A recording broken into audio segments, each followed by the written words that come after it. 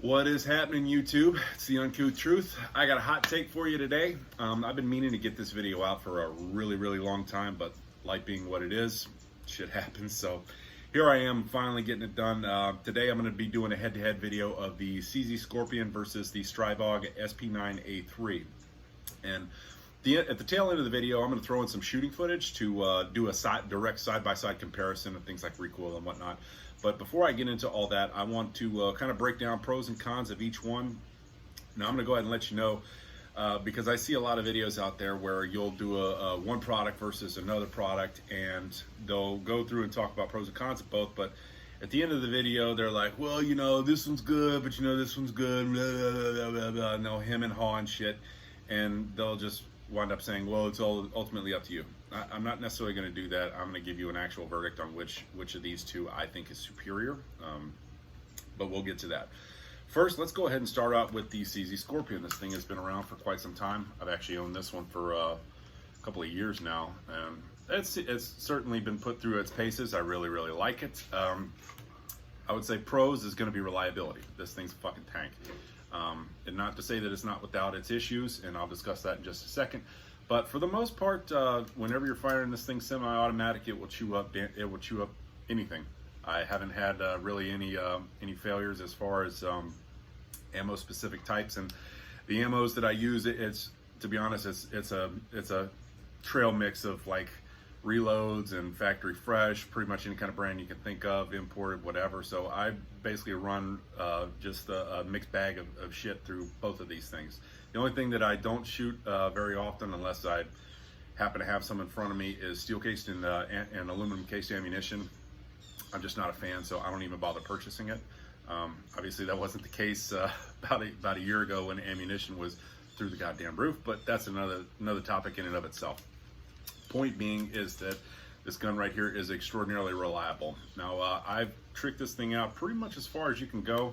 I've already talked about in another video some of the upgrades that I did. I have swapped around optics a couple of times just because I am a little bit back and forth on that, but I finally wound up one that I really like. It's nice and compact. This is the Holosun, and I think it's just a cheap ADE riser, which surprisingly works really well. I have a bit of a shopping habit on Amazon, so I was like, ah, fuck it, I'll try it out, see how it does, and it's actually surprising. Seems to be really well made. Anyway, the operating system is direct blowback. That is pretty much as reliable as it gets. They've been around since freaking forever. So in the previous video, I did discuss an issue that I was having with this one, and CZ, they did the honorable thing. They did fix it, even though I tried to really trying to finagle a comment on how widespread that issue was, and that was an issue with the firing pin block. Now, if you watched any of my previous videos, you already know. If this is the first time you're watching any of my videos, then there is an issue where the firing pin block, which more or less works a lot like a Glock does, was just not functioning. It really more or less served no purpose, and there was some out of battery detonations that I believe were attributed to that. I will say this though, one thing that I did miss that was pointed out to me in my previous video was the issue of ammunition. I thought it was simply from outrunning the bolt, but as one guy explained, that there is a out of spec ammunition or ammunition with significant overall length.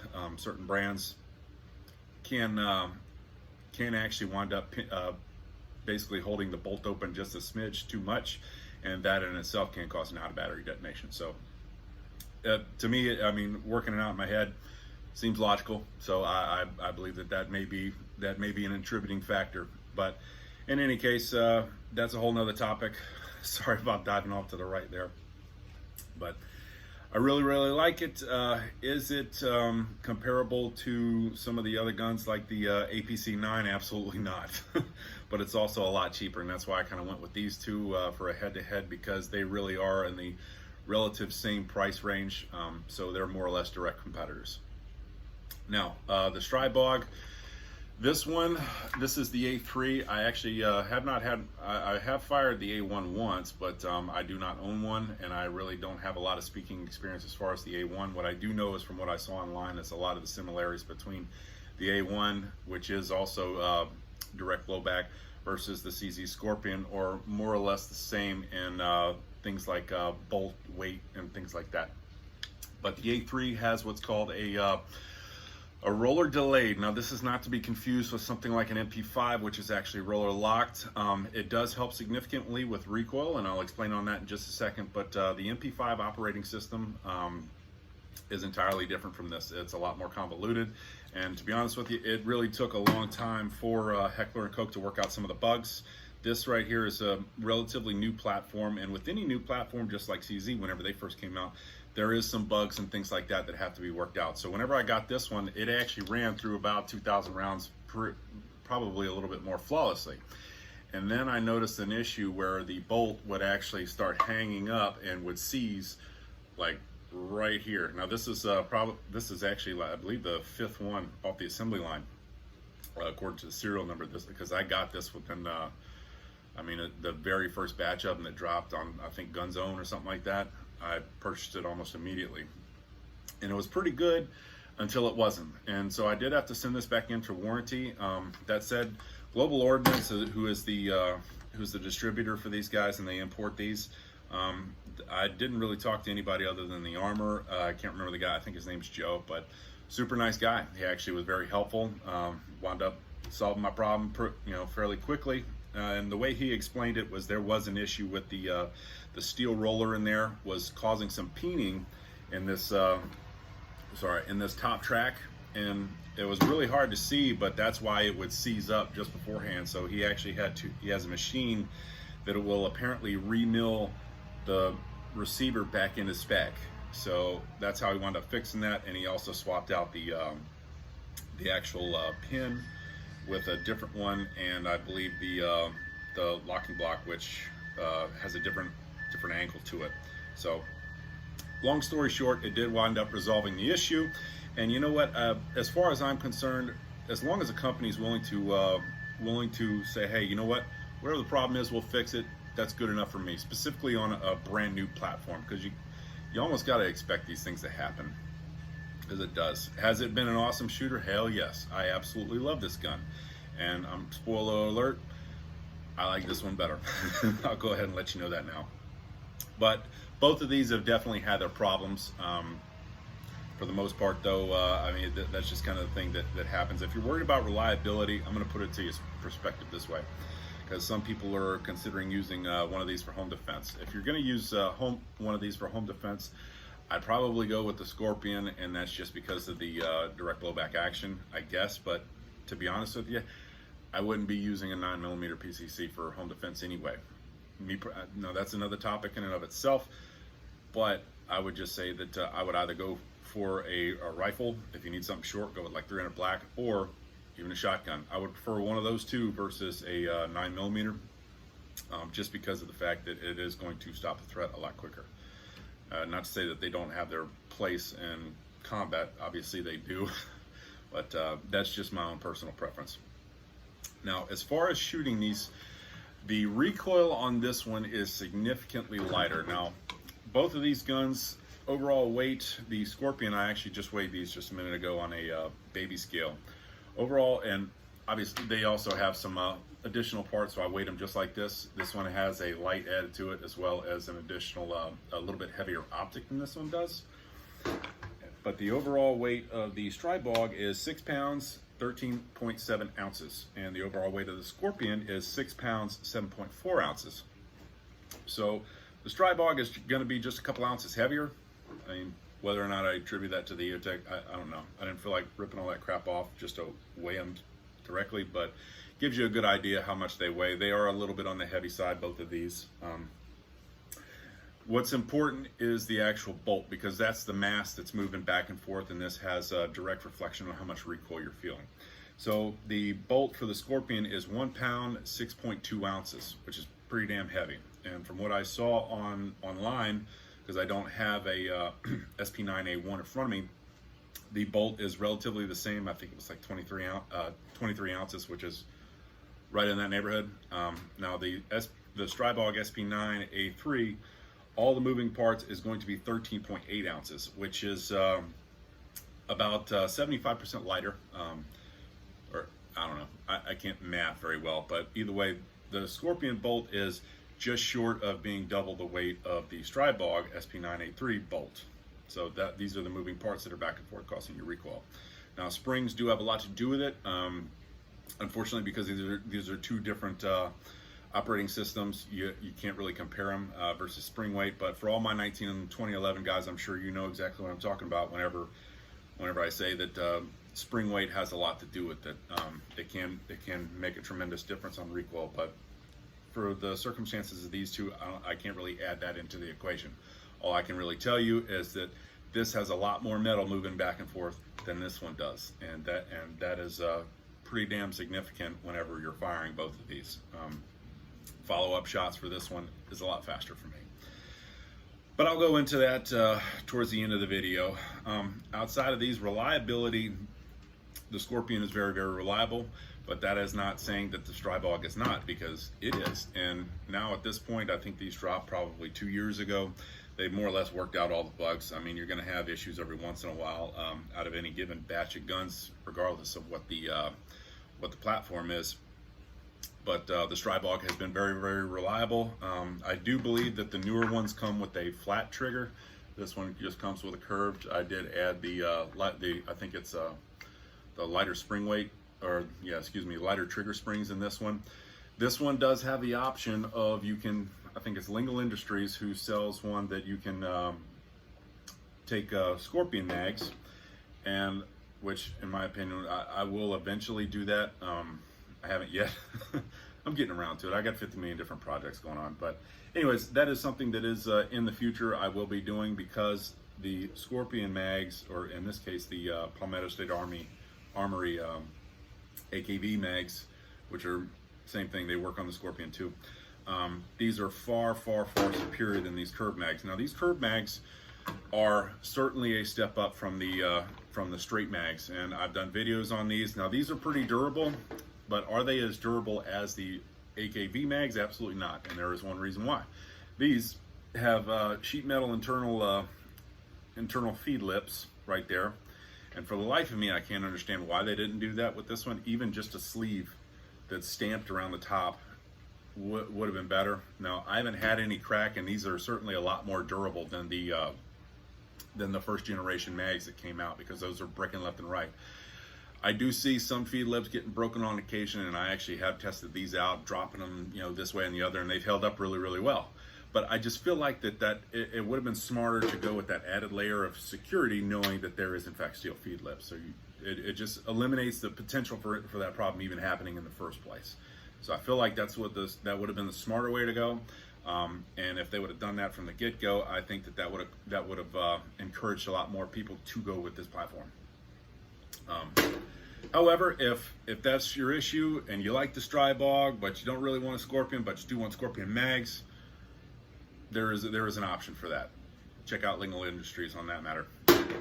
Anyway, I would say that I'm gonna have to go with the Stribog A3 over the Scorpion. And pretty much every arena of things, I feel confident enough that and I've shot enough rounds through it that it's maybe not as reliable as this one, even though I haven't had any issues, and that's just because of the track record over the last 2 years.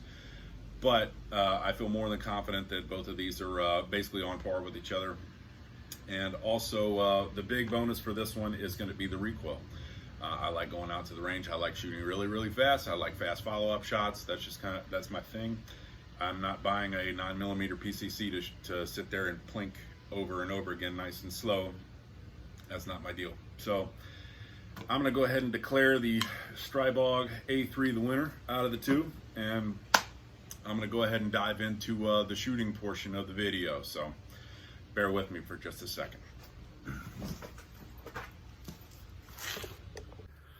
All right, this is the recoil comparison. I'm gonna go Scorpion, Stribog, Scorpion, Stribog. Tell you what I think. Which one is a little bit more punchier than the other. Yeah, it's definitely got a little snap to it. Not bad though. It's a little pleasure to shoot. Yeah. Stribog. Oh yeah. All right, let's go back to the Scorpion one more time.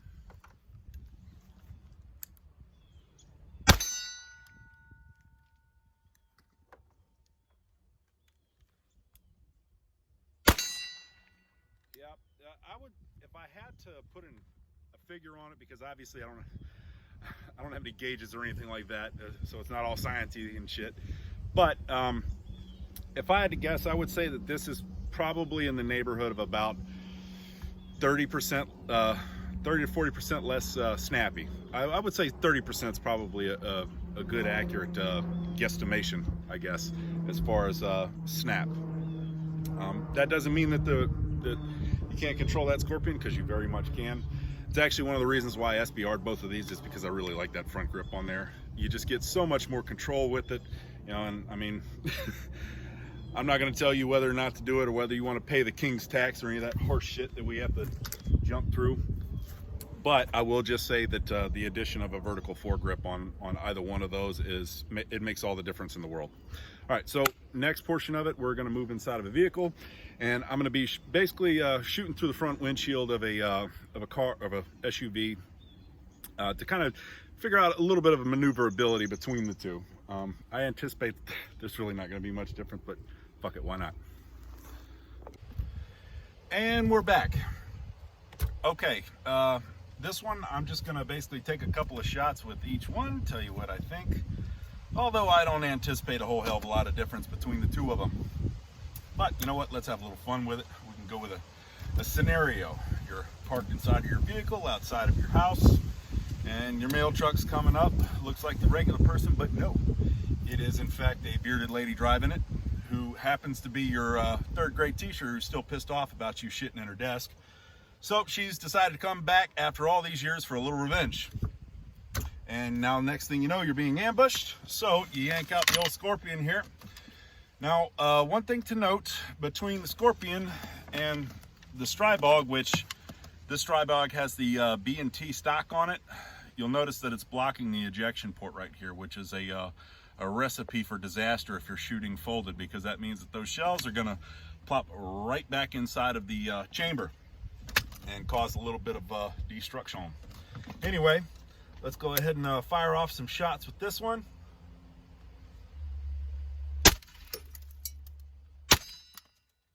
All right, eject's nice. We can move around from target to target. And let's go for this one.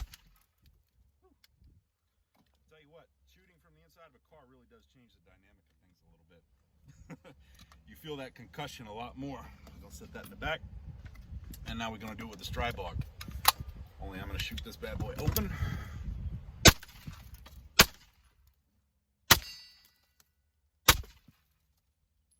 Alright. Anyway, not really a whole lot of difference between the two. But hell, I figure why not try it out anyway. So, next part, I'm actually going to be shooting through the vehicle and moving around the vehicle just a little bit to see if there's any differences between the two. Okay, this part of the video, I'm going to wrap it up with something simple. I got my shot timer here.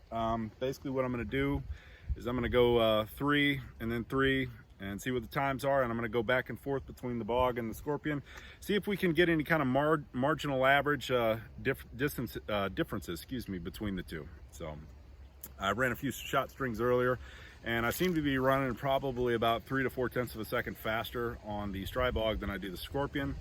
Whether or not that means anything to you, I don't know, but you know, to me, that's barely proof positive that I am quicker on the Stribog. So anyway, let's go ahead and get started.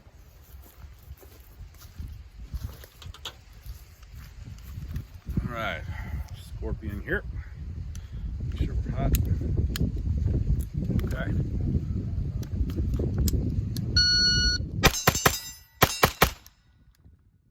226. Couple of mics in there, whatever.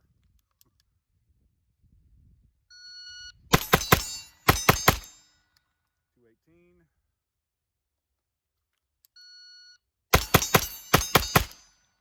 220.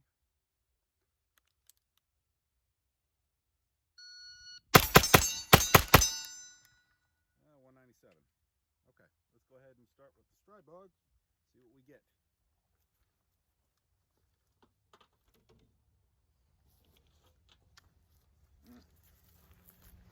All right, make sure I'm hot.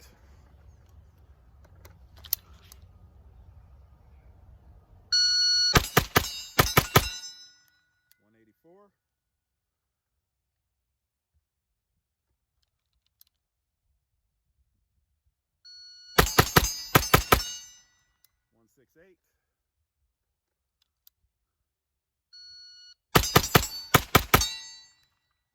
.202.